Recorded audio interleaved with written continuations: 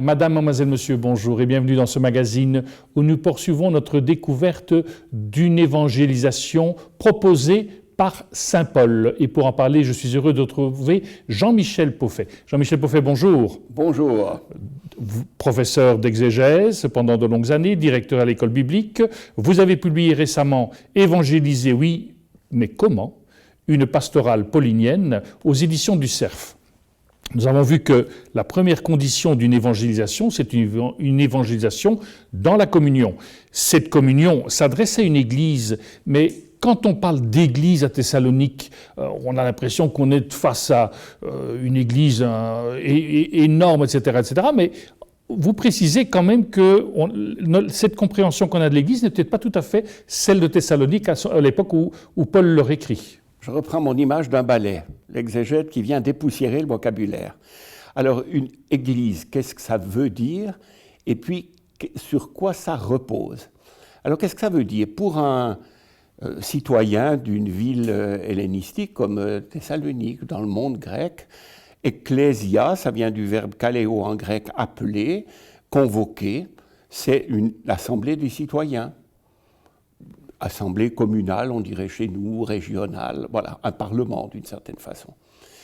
Et quand il y a un attroupement, on dit, eh bien, les gens convoqués vont en débattre, par exemple. Bon. Il se trouve cependant que dans la lettre, l'entête de la lettre, c'est Paul, Sylvain et Timothée à l'église des Thessaloniciens qui est en Dieu le Père et dans le Seigneur Jésus-Christ. Ah, ce rassemblement est assez particulier. C'est des gens qui ont fait l'expérience de Dieu comme Père. À cause de qui? Par Jésus, qui a révélé ce visage de Dieu et qui maintenant est Seigneur de par sa résurrection. Et ça, c'est exactement ce qu'on appelle l'Église. Deuxièmement, ce vocabulaire un peu fatigué pour nous ou qui évoque la hiérarchie ou le Vatican ou que sais-je, l'Église est un vocabulaire très noble dans l'Ancien Testament. C'est la désignation solennelle de l'Assemblée du désert dans l'Ancien Testament. Et dans la Torah, on ne le trouve que dans le livre du Deutéronome, à de multiples reprises. C'est l'Assemblée du désert qui reçoit la révélation de la loi, qui reçoit les 10 paroles qui vont structurer sa vie, sa liberté. On le retrouve dans le livre de Néhémie au moment où il y a la proclamation de la loi au peuple qui revient d'exil, qui la retrouve et qui écoute la Torah en pleurant. On voit que c'est une assemblée solennelle. Or, Paul est un véritable passeur d'expérience parce qu'il nomme tout à coup Église du terme noble de l'Assemblée d'Israël pour une toute petite communauté de gens à Thessalonique. L'Évangile passe aux païens, c'est sa vocation, et en même temps, cette désignation si noble, belle et grande passe pour une toute petite communauté. C'est la deuxième chose qu'il faudrait souligner, c'est que les maisonnées, les archéologues ont mis à jour des maisons de cette époque, par exemple à Corinthe. C'est une maison qui permet une salle à manger, je dirais de chez nous, avec quelques bancs autour de la salle, 40-50 mètres carrés, pas plus. Et donc, ça nous fait 8-9 personnes. On mangeait couché. 8-9 personnes, peut-être encore une dizaine debout dans l'atrium, mais ça vous donne des communautés de 15-20 personnes. Ça, c'est l'Église. Et quand dans les lettres, on a, je crois que c'est Gaius qui reçoit toute l'Église, ça veut dire quelqu'un qui a une maison un tout petit peu plus confortable et qui peut recevoir les 2 ou 3 petites communautés d'une cité.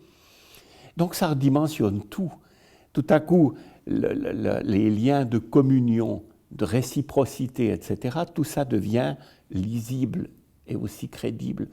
Peut-être qu'aujourd'hui, nous faudrait retrouver le côté minimal, non pas par défaitisme, mais pour retrouver l'Évangile à sa naissance, qui met des gens en communion les uns avec les autres.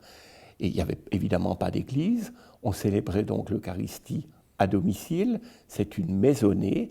On est beaucoup plus proche de certaines expériences des communautés évangéliques, par exemple. L'Eucharistie domestique, c'est quand même par là qu'a commencé l'Église.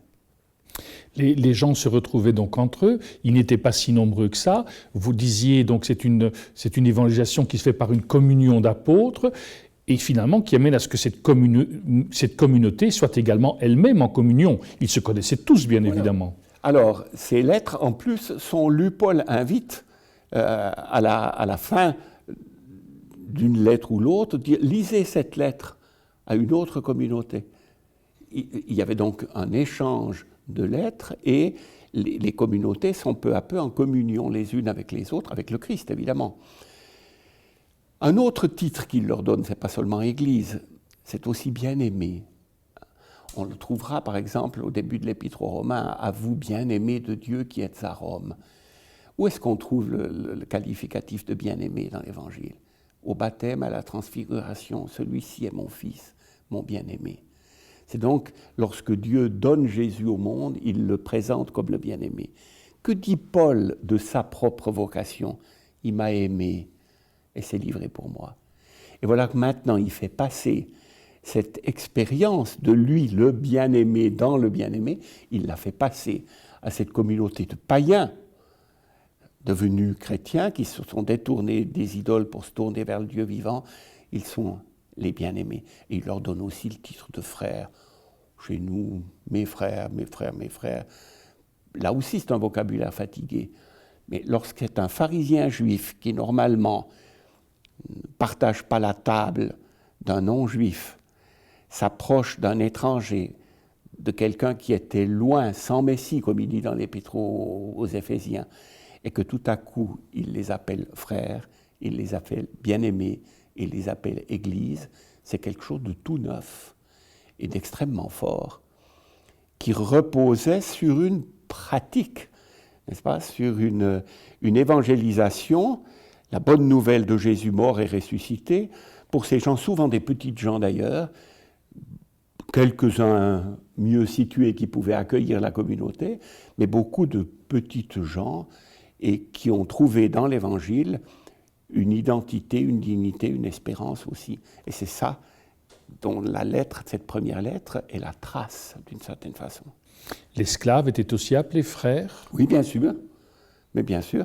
Et quand il renvoie, il écrit à Philémon parce que ce billet à Philémon qu'Onésime, son esclave, s'est enfui, puis maintenant il lui demande « reçois-le comme un frère ». Alors on dit oui, mais Paul n'a pas aboli l'esclavage. Comment voulez-vous qu'il abolisse l'esclavage de l'Empire romain? Mais il fait ce qui lui est possible à lui de faire, c'est de transformer quelqu'un qui était esclave. Ce n'est pas forcément un statut terrible comme les images que nous pouvons avoir d'esclaves noirs maltraités. Ça peut être un serviteur domestique, mais toujours est-il que c'était un esclave, et tout à coup il va passer au statut de frère. Et c'est l'Évangile qui a passé par là. Et c'est un coin qui est engagé dans le statut, même si de l'Empire romain, il nous faudra des siècles pour abolir l'esclavage. Mais ça commence. Et ça commence par des relations humaines transfigurées. Merci beaucoup à vous. Nous arrivons au terme de cette émission. Merci de votre fidélité et je vous dis à très bientôt.